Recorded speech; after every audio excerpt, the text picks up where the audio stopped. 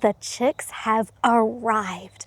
There are 14 chicks, 2 hens, and I would like to take today to tell you about the hatch, the story, what's been going on, because raising chicks with a broody hen is not always just rainbows and unicorns. You don't always get the outcomes that you're hoping for when you start. And in the past, I have done videos about how to do it, how to set your hens up for success. But today, I want to share some of the realities about raising chicks with a broody hen.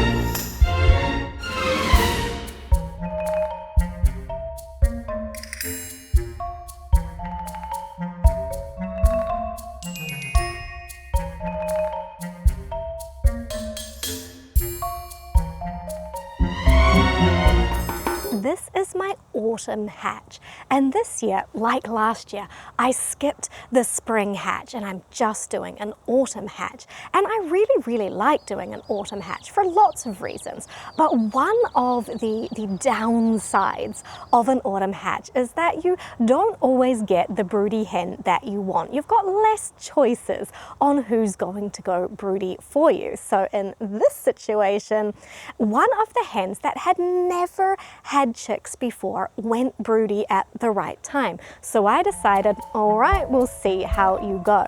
Luckily, another hen who has raised chicks before also went broody a few days later. So I decided to do 2 hens with the hatch.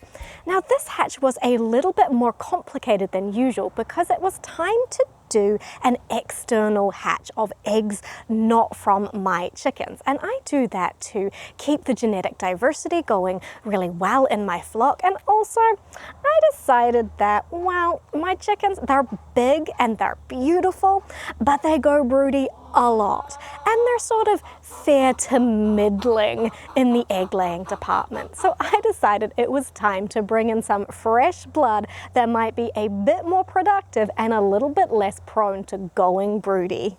So I set up the broody hens into their hatching areas. The first hen who went broody, her name is Goldilocks. I set her up in the broody hen pen. This is my preferred zone for doing hatching in because it's been set up the way I like it to be. It's easy to access. So she went in there. I waited a couple of days to make sure she was gonna stay put, and I went and got the eggs.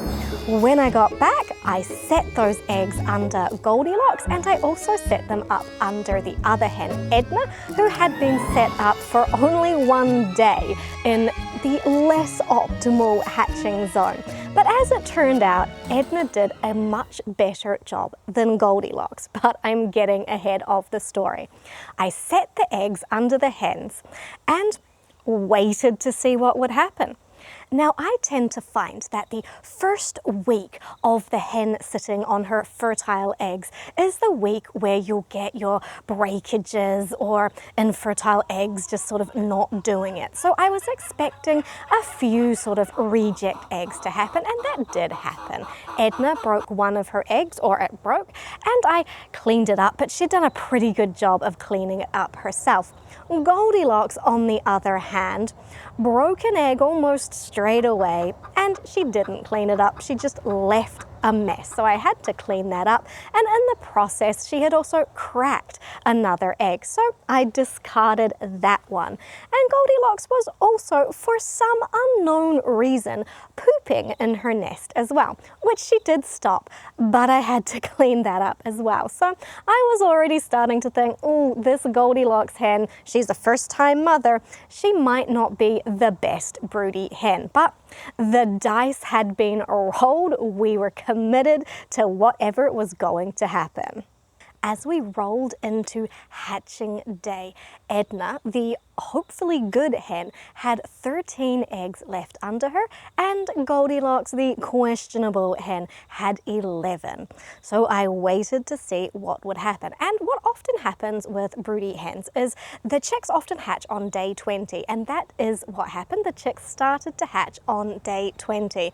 So I was listening and I was looking, and I could see some little beautiful, cute little chicks poking their heads out from underneath Edna. But I I couldn't see any chicks poking their heads out under Goldilocks. I thought I could hear some chicks, but I couldn't see any. So I waited. We rolled into the next day, which was day 21, where you'd expect most of the chicks to be hatched. And I started to have my more suspicions about what was going on under Goldilocks. I thought I had spotted some less than alive chicks happening in her nest.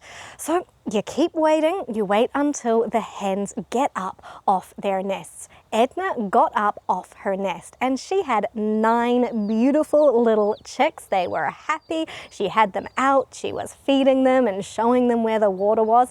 Everything was looking pretty good with her hatch. Goldilocks, on the other hand, was still sitting on her nest, and I could already tell that things were not going so great under her. When she finally got up, she had 5 chicks. Now, 5 chicks isn't terrible from 11 eggs because maybe the fertility wasn't great, maybe something happened during the brooding process. However, most of those chicks had hatched. The fertility on the eggs was good. She just wasn't a very good broody hen. She had squished a lot of chicks that had hatched, and that is one of the outcomes that can happen when you sort of throw things out to nature. Not all broody hens are created equal. Not all of them are actually good at it. So Goldilocks will not be getting an opportunity to hatch any more eggs here, but the 5 chicks she does have, she's doing a good job of taking care of.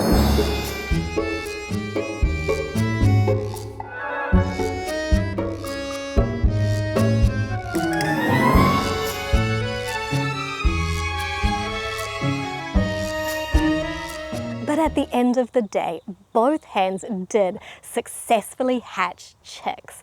One hatched more, but they both have chicks and they are adorable, and I am super loving watching them cruise around doing their chick stuff.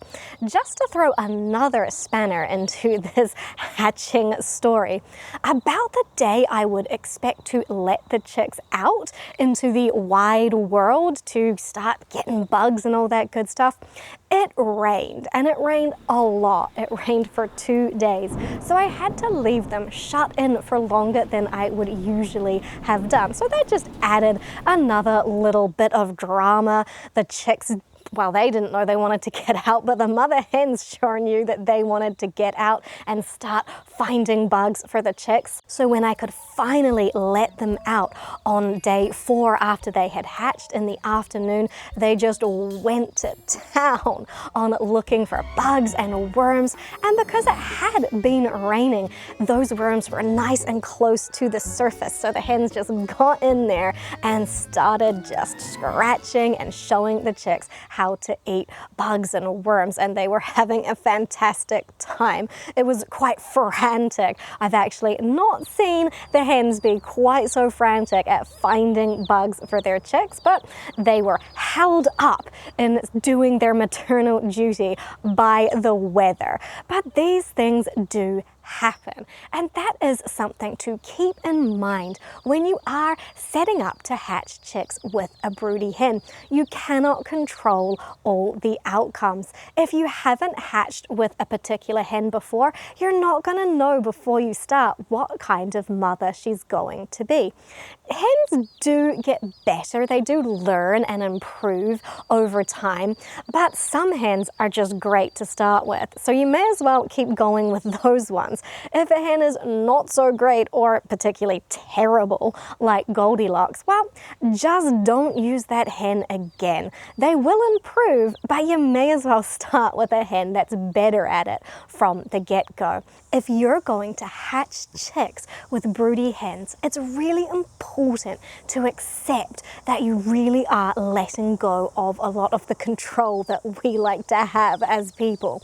You really are not going to be able to control the outcomes. And I do understand why people don't want to hatch chicks with a broody hen, because you are going to get more consistent outcomes when you use an incubator and a brooder. But I like to do it the way nature invented for it to be done. And that does mean that sometimes things don't go the way that I really wanted them to go, but ultimately nature will find a way to bring more baby chickens into the world. The chicks are 7 days old as I film this video, so stay tuned for more chick adventures coming up. Hit the subscribe if you don't want to miss it, because I will be bringing lots more cute baby chicks to the channel really soon.